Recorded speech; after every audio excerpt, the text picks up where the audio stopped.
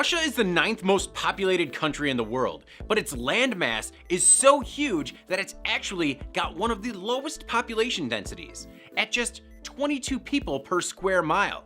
That's because there are huge swaths of the country that feature climates that make them practically uninhabitable. But even areas that are sparsely populated need access to certain public services.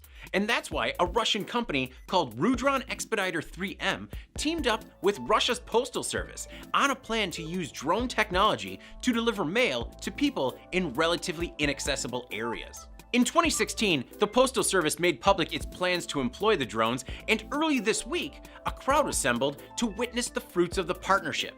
The launch of a $20,000 postal drone programmed to carry a small package to the Buryatia Republic in Eastern Siberia.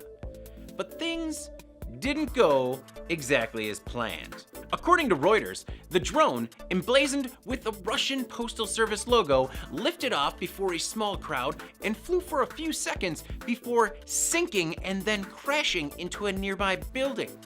There were no injuries except for those to the drone, which smashed into several pieces.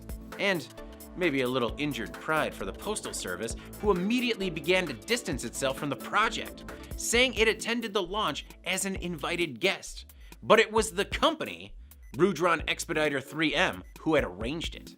Some speculated the Wi-Fi networks interfered with the drone's flight patterns, but nobody is certain exactly what went wrong.